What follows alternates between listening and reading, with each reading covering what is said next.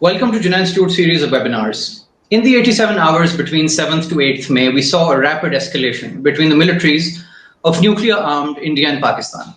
87 hours of counter-strikes, air combat, downed Rafale jets, and bloodied noses. Many were not happy with the ceasefire that swiftly followed, particularly those in the Indian establishment and media who pulled out a semantic jigsaw to prove that ceasefire did not quite mean the end. The Indian media certainly did not see ceasefire as the end, as it had drummed itself into a frenzy of misreporting and fake news. This brought comic relief to an otherwise very serious conflict theater. But Indian news channels outdid themselves, and even now, as we speak, are recording hyperbole fit for the Indian Mahabharat of a wonderland. Much of this may be tongue-in-cheek, but there are serious lessons for those of us who watch India's strategic culture with interest. We ask ourselves if India is caught in a permanent trap of externalizing its problems to its neighbors. We also ask, is rational debate even possible in India? Hence the question, is India a rational actor? What transitions have come about in Indian policy making under the populist Modi regime? And finally, with such evident bloodlust, whom shall we even build peace with? I'm very happy to have with us a very distinguished panel of experts and friends. Mr. Hassan Akbar, the Pakistan Fellow at Wilson Center in DC, Rahim Shamsi, award-winning journalist and anchor at Nukta, and Barrister Asad Rahim Khan, columnist and lawyer, and perhaps one of the most eloquent voices in Pakistan. Very happy to have all of you on the webinar. So Amber, I'd like to start this off with you by asking, what did we actually witness on Indian TV channels during those 87 hours? I mean, I know that you called it Mahabharata, but I would actually say it's very much of the Bollywood playbook. And I think it's really interesting how even as, even before the ceasefire had happened, you saw a lot of the entertainment industry scrambling to get trademark rights to Operation Sindoor so they could quickly launch their film, TV channel, series, whatever. So I think that the absurdity, the couple of sort of takeaways is obviously absurdity, how it's all Bollywoodized, it's big, it's bold.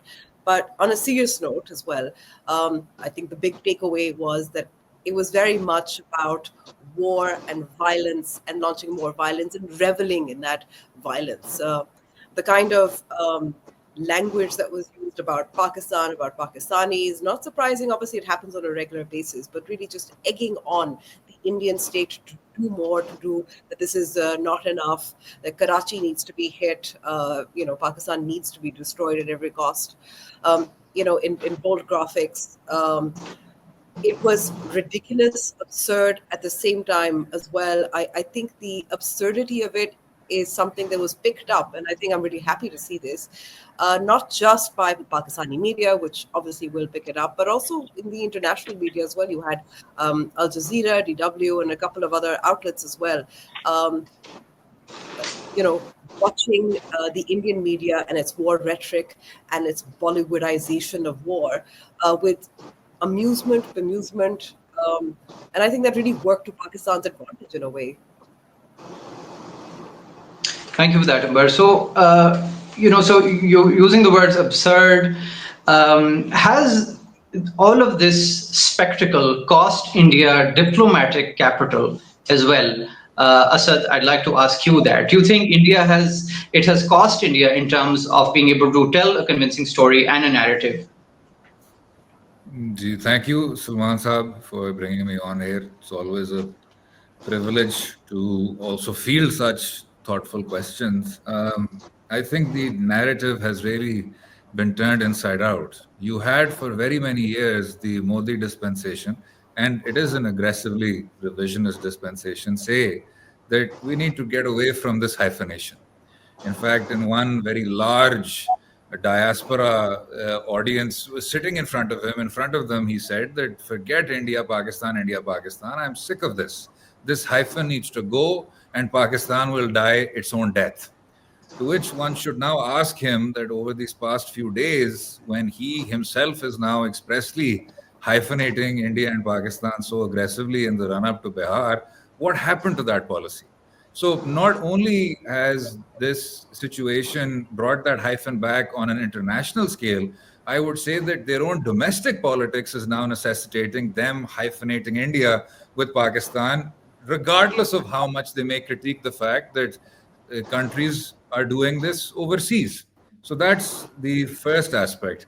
The second aspect is that I think for a world going towards this entire Indo-Pacific system, you know this, and Hassan Saab knows this much more than I do, at least as far as the IR contours are concerned. It was strange. It was strange to see a country that you've been projecting as a net security provider for so many years act like a belligerent aggressor using, terms that we last heard under European fascism. I granted this is a party that is intellectually rooted in that same school of thought, but the idea was that after India shining and India revitalized and S.J. Shankar-esque diplomats, the vitriol that Amber just referred to, that we will destroy Karachi, that we will slaughter children who will grow up to be, terrorists of the future. And then I think we can come to the security aspect of that later on, which is that Pakistani pilots via Chinese technology are downing, top tier French fighter jets and affecting the global war economy. So whether that was from a security lens, whether that was from a diplomatic lens, whether that was from a geopolitical lens, I feel that the West was taken slightly aback by the display of Indian belligerence, by its irresponsibility in the ultimate assessment, and also at the domestic level, I think the Indian far right narrative has had some serious rethinking to do. Hassan, do you think while India has sent these delegations abroad, as has Pakistan, and while they've sent their most sophisticated diplomat to do that storytelling at home, Prime Minister Modi gave out another statement, which was particularly crude and referred to, eating bullets if there is no food available in Pakistan. What do you make of that? Do you think the two things can be reconciled? Well, I think, first of all, thank you, Salman, for inviting me to this webinar. It's a pleasure always. I think, I see this slightly differently. Having studied India over the years, when it comes to, for example, the hysteria or the level of disinformation that we saw this time, there's no doubt that it was significantly different from anything that we've seen before. And it happened immediately after Pahalgam incident. So if you see in the lead up to the actual attack by India on the night of May 6th and 7th, there was a deliberate campaign of disinformation. And I see that as part of a policy to create obfuscation on information and create noise within its own media sphere, but also globally and on social media, with the express intent of creating so much confusion that claims and counterclaims are both acceptable depending on who the audience is. So I would think a little bit deeper also about Prime Minister Modi's statements. These are not new.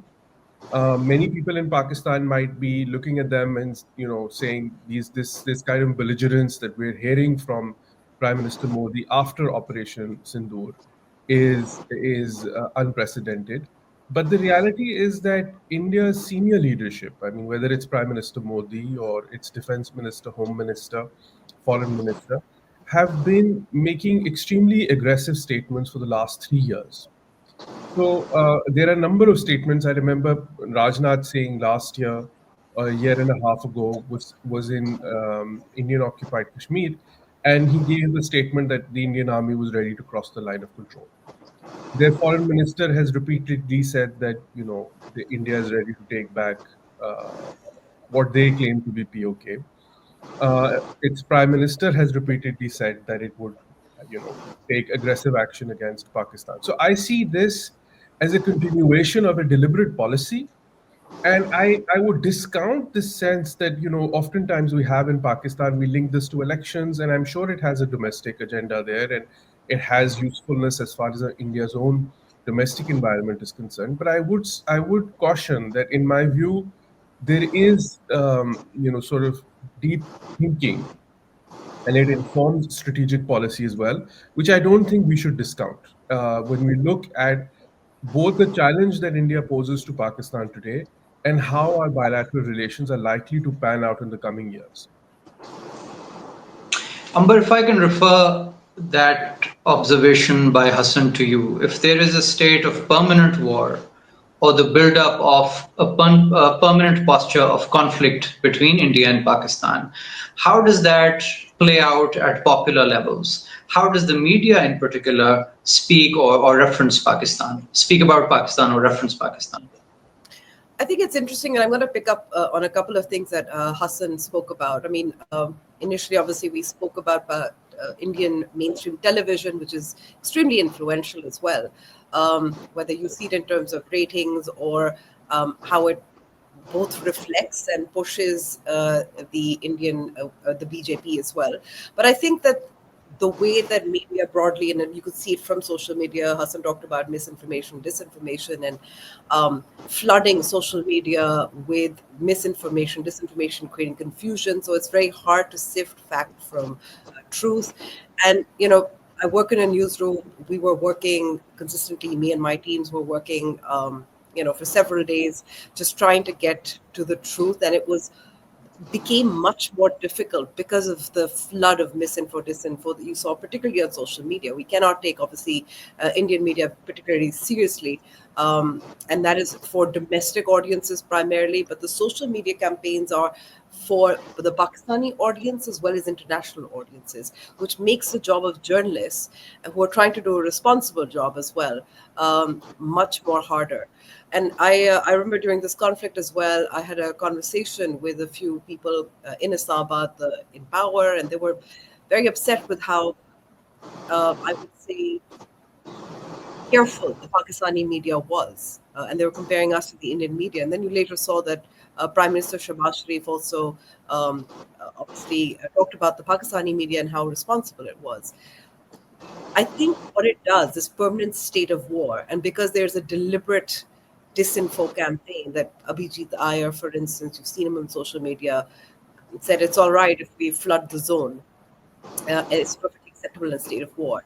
I think what it does is really it creates panic, fear in obviously Pakistan, and that was one of the aims, and really exhausts responsible journalism. Because we're constantly trying to keep up with the pace of news and information and trying to counter it. So you're doing the job of reporting what is happening, but you're also doing the secondary job of verifying what's on social media. And that, I think, is particularly difficult if you're in a permanent state of war, because war means information campaigns, and that's pretty integral. I do think I also want to add that the kind of language and rhetoric that you saw, not just on television, but also from BJP representatives as well, is very reminiscent of Israeli representatives as well when it comes to Gaza. And they see, obviously, they were talking about how this was their October 7th moment, and this is a time to punish Pakistan. Obviously, the difference being Pakistan is a nuclear armed state. So I think that's really sort of important to note, that is the sort of mindset that we're dealing with. Asad, India seems to be externalizing many of its internal challenges to its neighbors, in particular, its failure to address terrorism. Will India always be reaching out for scapegoats, for looking for bogeymen, for putting the blame on Pakistan for its internal failures? Well, I do think that 5th August 2019 has inexorably sent India into that direction.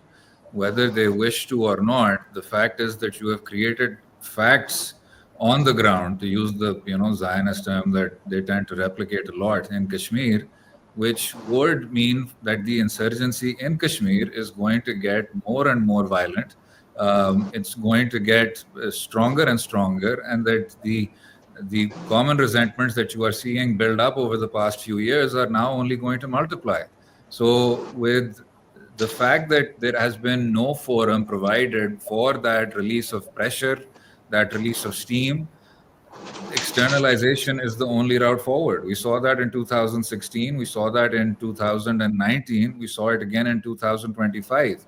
But the trouble is that when you have two nuclear armed countries, how much of a hair trigger flashpoint you want to make Kashmir? This time there was virtually no investigation, no inquiry. Not even the most fundamental questions were asked after Pahalgam. The entire state machinery swung into gear and said that this is a Pakistan issue and we're going to teach them a lesson. It's just that when you're operating under the nuclear threshold at all times, you won't be able to do that indefinitely.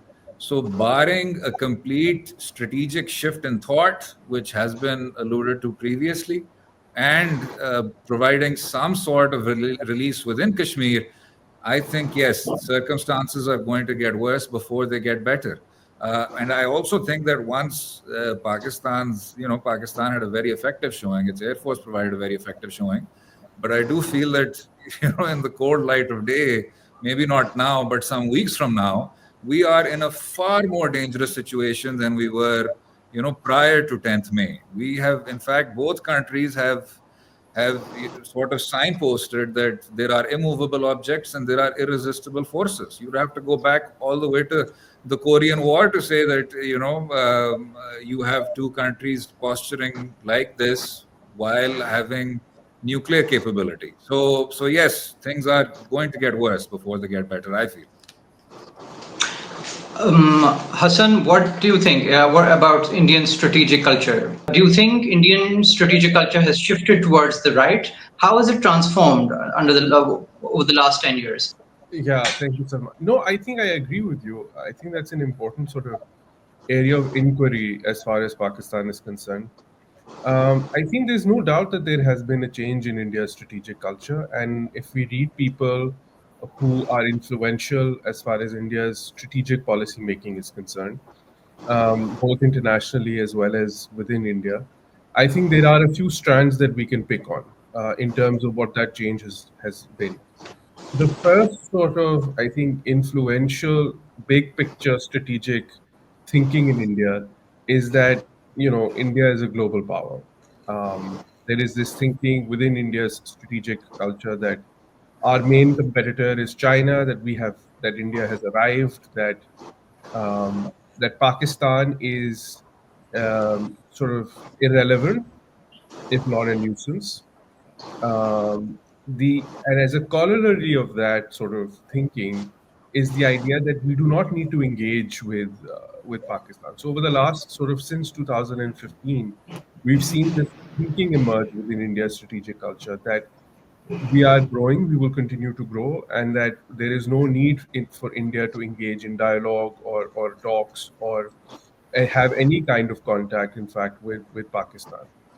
At the same time, if we look at sort of their tactical,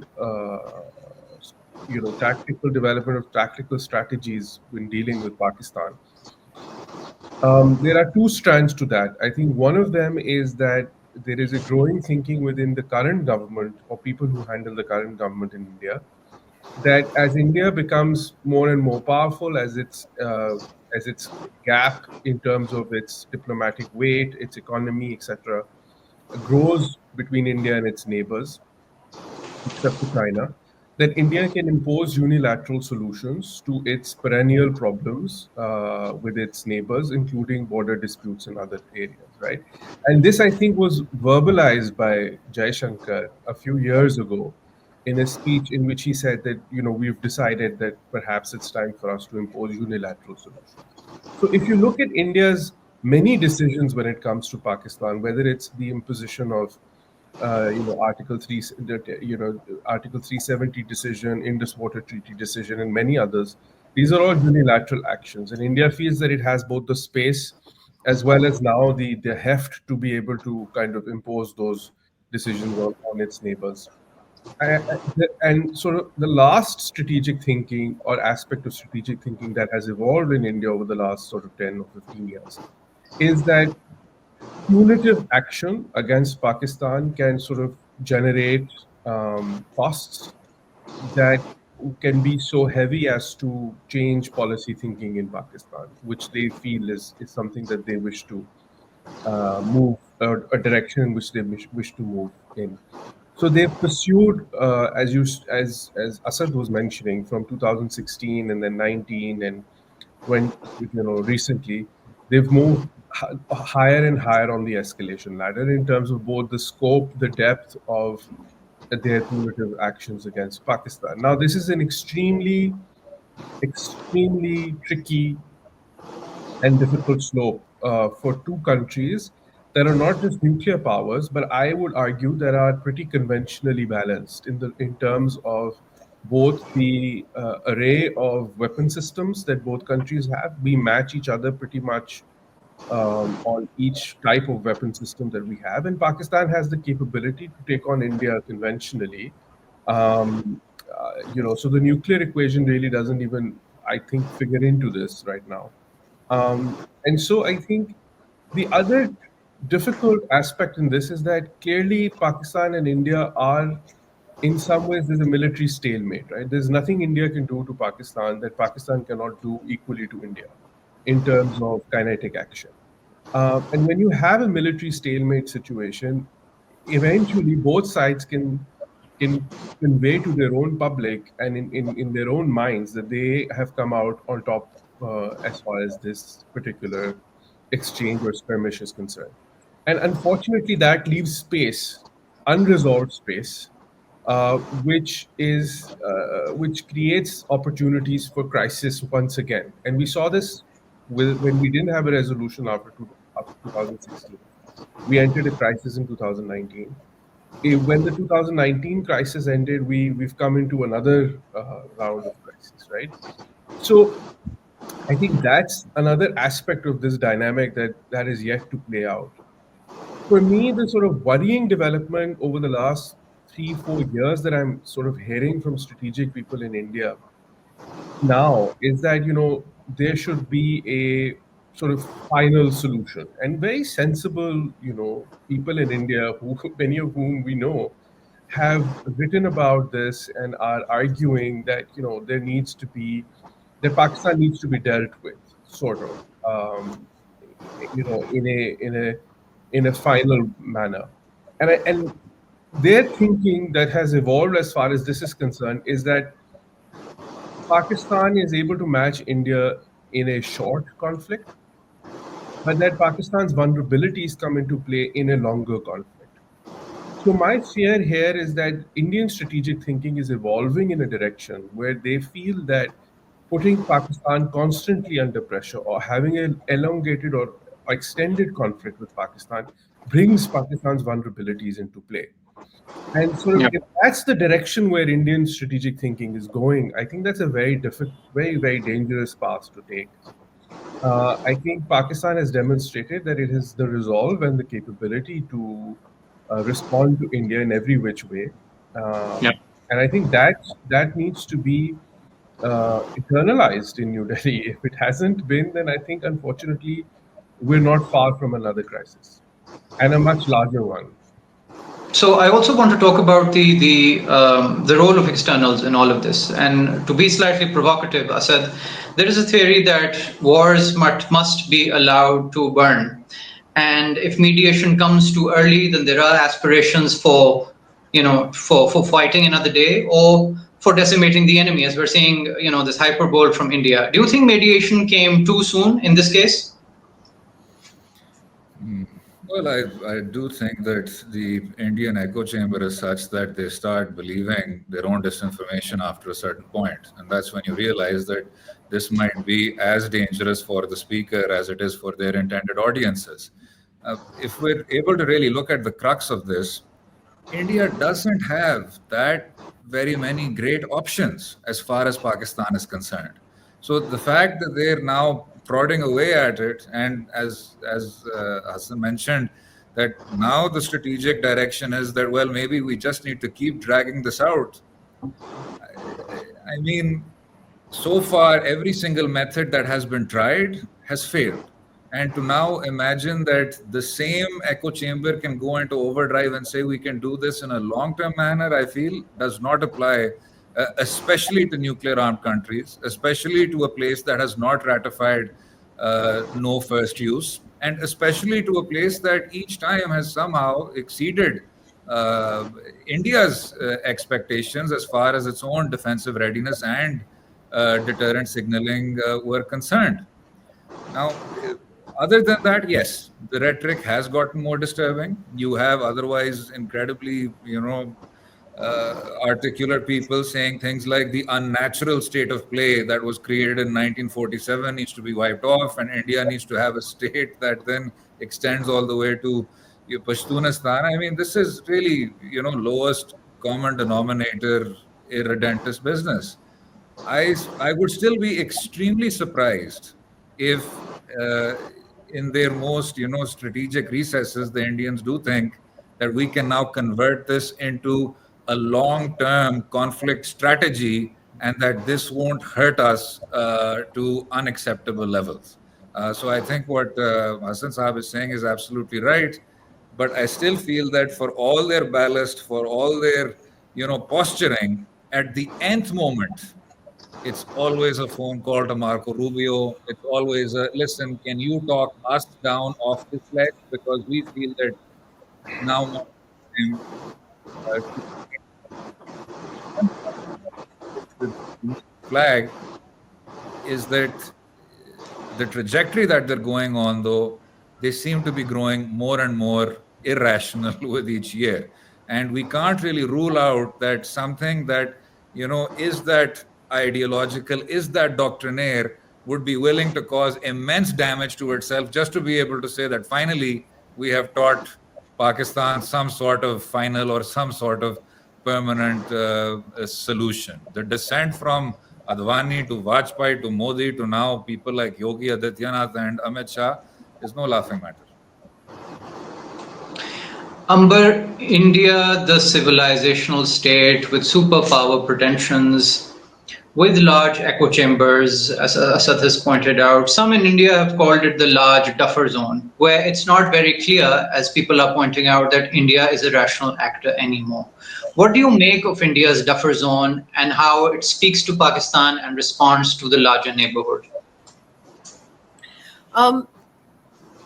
Obviously, BJP, the rise of Hindutva is they're trying to reclaim their pre-Mughal, pre-Muslim history. They're rewriting it. It's revisionist. But I think what's also interesting is, I mean, I've traveled and I've spoken to a lot of people within the region in South Asia as well, whether it's Nepal or Bangladesh. And we can see, fortunately, obviously, we have a much more friendly government in Bangladesh at the moment with the exit of Sheikh Hasina. But what we can see is that there's actually a lot of resentment in South Asia against India. And I think that's something that Pakistan, you can see through the diplomatic moves that we've been making, even with our difficult relationship in terms of Afghanistan or Iran. We have been obviously speaking with them, talking with them, etc. But I think it's really about harnessing that resentment against India within the region, and let's face it. I mean, that civilization, those boundaries post 1947, India has to reckon with it. So I think that is the emotionalism that you speak about. India has obviously ridden the advantage of a very large economy. It's despite the fact that you see a lot of that anti-Trump rhetoric on Indian mainstream television, they're still trying to do that trade deal that Trump is talking about. So I don't know if how much that some of that rhetoric is obviously again for domestic audiences, and I think it's interesting where I know that we do overplay the sort of politics and electoral card, but I mean you have ex-BJP Foreign Minister Yashwant Sinha as well saying that Operation Sindoor and how it's played out is going to be used is become a political card. It's going to be used for electoral politics. So again, in order to appeal to the electorate, you need to sort of use emotion and impassion. So I think that just sort of finishing my thought off,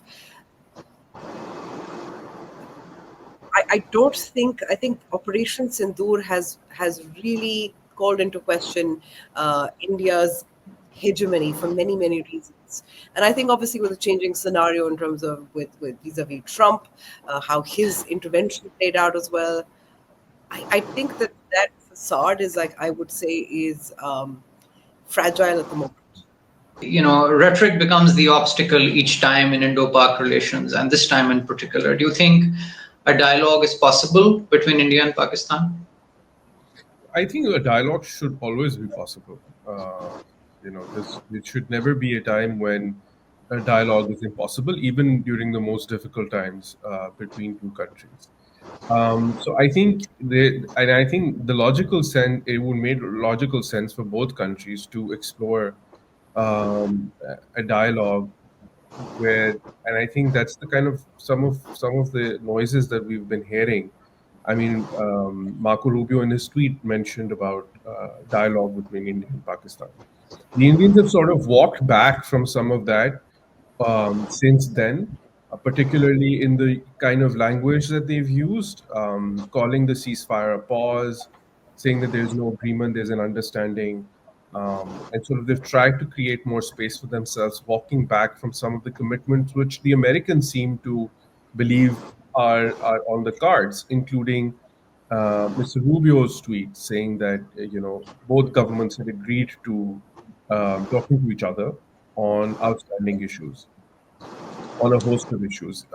So I think there should always be space for dialogue, and but unfortunately, I feel like, is there any possibility for forward movement? I think there's also if we sort of try and understand the impact of the kind of rhetoric that we've seen in India on policy, I think that's also very interesting, because what it does is that it does create less and less space for government to explore other options when it comes to responses to incidents like Pahalgam, or engagement with countries in the neighborhood, including Pakistan. Right? So this is a challenge that India seems to be facing, where India has boxed itself into a very aggressive, hard position when it comes to demonstrating its capabilities and its willingness to take a hard stance with neighbors. I mean, look at their approach to Bangladesh and the political change that has happened in Bangladesh. I think that's also their response to what happened in Maldives. The Indian media was in over frenzy. The kind of actions that they were demanding in Maldives, in Sri Lanka, in Bangladesh, but also with respect to Pakistan, are all extremely hard, aggressive actions, and that limits the diplomatic playbook for any government when it comes to engaging the region. And that's one question that I think people in India should be asking themselves: is that, you know, why hasn't India's neighborhood first policy succeeded? It's clearly failed over the last 15 years. So the way I see this is that 15 years ago, we were told, Pakistanis, when we used to engage with Indians abroad, we were told that, India's policy is neighborhood first minus Pakistan. So South Asia will grow minus Pakistan. So they ended SARC. They said we will not engage with Pakistan, and we will have BIMSTEC, and we'll have other kind of engagements in South Asia, and the region will grow minus Pakistan. But over the last 2 years, particularly the last year, we've heard people writing about how there is no South Asia. And in fact, there is no idea of South Asia, that it's only India that matters in the region, and that India doesn't need to engage with any country in South Asia, and that there should be no need for India to have better relations with its neighbors. I think that should be instructive for people in terms of the challenges that India's this aggressive policy in its neighborhood has created for Indian policy. I also think, and one last point here, which I think is instructive, is that India, talks about how it wants to compete with China, but it has not learned the lessons from China. If you look at the economic, diplomatic, and military power potential of China vis-a-vis India, there is a huge gap, right? I mean, China is way ahead in terms of all metrics of power. But China's behavior in the neighborhood is very different from India's behavior in its neighborhood. China has not lobbed missiles or, attacked its neighboring countries, even countries where it has problems with. I mean, for example, look at its Taiwan policy, or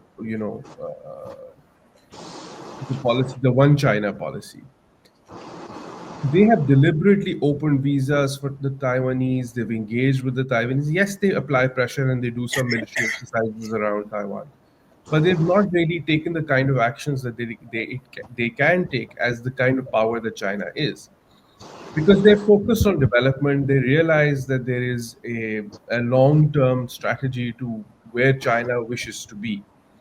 But India, I think, is prematurely trying to throw its weight around in the region, and it's not helping India's policy.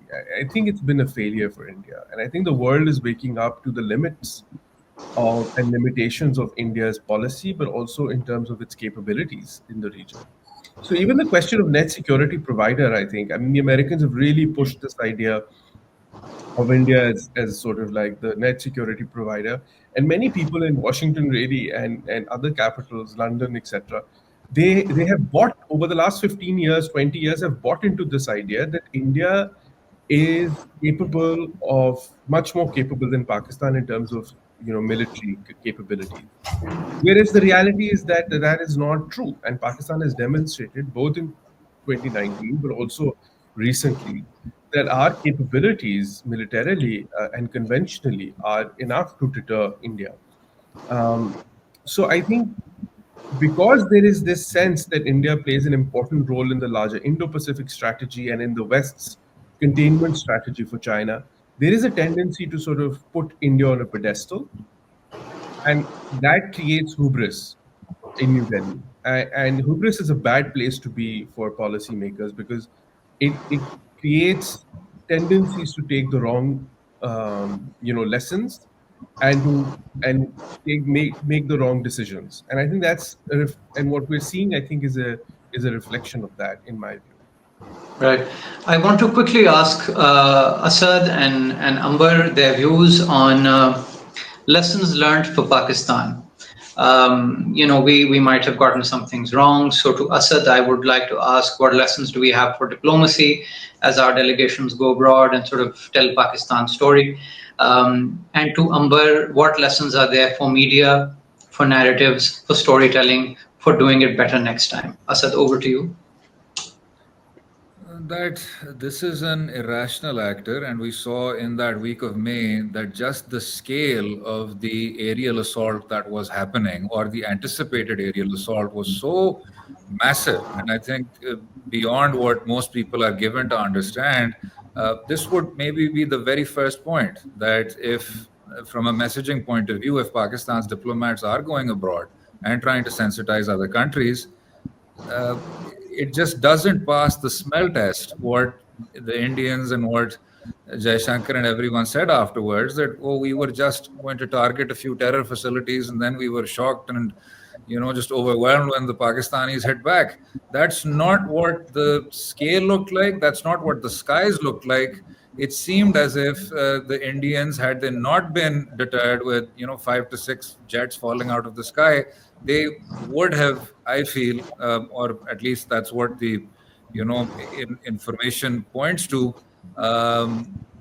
sent I feel a much more damaging sort of message, and to have left that impression that we finally done this and we finally taught the Pakistanis a lesson. So just to really make the rest of the world register that scale of impossibility.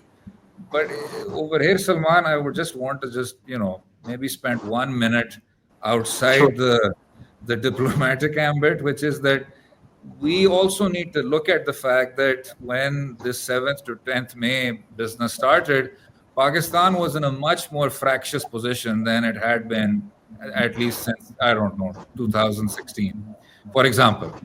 And over the past 7 to 8 years, it's not been a good place for us as a federation, whether that's, the militarization of certain very specific executive functions, whether that's popular representation.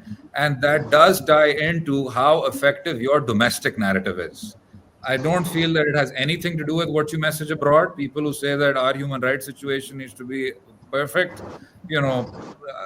I think go beyond how international relations are taken to mean. Countries act as they will, but just in terms of the domestic social contract we've created, uh, I don't think we're in the best place. Even as far as our media is concerned, was it more responsible than India's? Certainly, but the bar is extremely low. India had descended into neo-Nazi mode. I don't think anyone would dispute the fact that our media, at least mainstream electronic media, is completely controlled.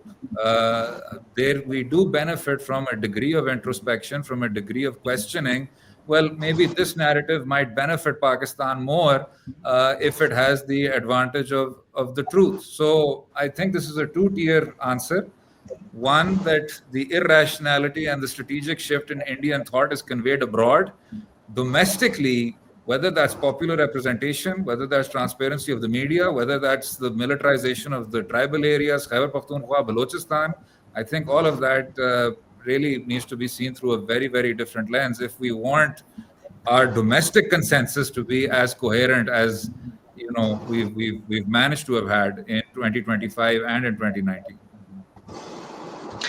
Amber, referring all of those observations by Asad your way, but also adding the question, we've been through extremisms of our own, and do we now see India descending into a madness, a familiar madness that we have seen, or is it at another scale, at another level? And how is our media reflecting any of this better? Did we get it right? Is there room for improvement? Yes. So, because we focus so much on the Indian media, I would like to say that the Pakistani media, while it was not as flashy and it was certainly did not call for war, I would say it didn't really question the state itself and the state narrative. So I'm afraid one of the lessons that I personally don't think that is a good lesson, essentially, is that a controlled media actually is great for selling the war, so selling the state narrative. So that's an unfortunate outcome of this, which is that I think that we've seen a much more vibrant Pakistani media in years past. I would say going back 10 years before this. And I'm afraid that's kind of missing. In fact, I would say, and just because we sort of catch the Indian media a lot, there's actually a lot of digital platforms in India that obviously there are questioning much of what played out between 7th, 10th May, including questions about the ceasefire, about Jaishankar saying that he called Pakistan before launching the strike on military targets or whatever, the security issues in Pahalgam, questions about whether they've got the terrorists or not, the militants or not. So those are all questions that you find in the digital space in India still. But you don't find that as much in Pakistan. In fact, I think in Pakistan, the mood has just been very, really victorious. And I would say that if you were to question any of the state narratives, you would be called, anti-military, you'd be called pro-India. So I think those are some similarities that you see within Pakistan and India, to be honest. I know that there's some digital platforms that have tried to in Pakistan, just very quietly, but I would say not enough.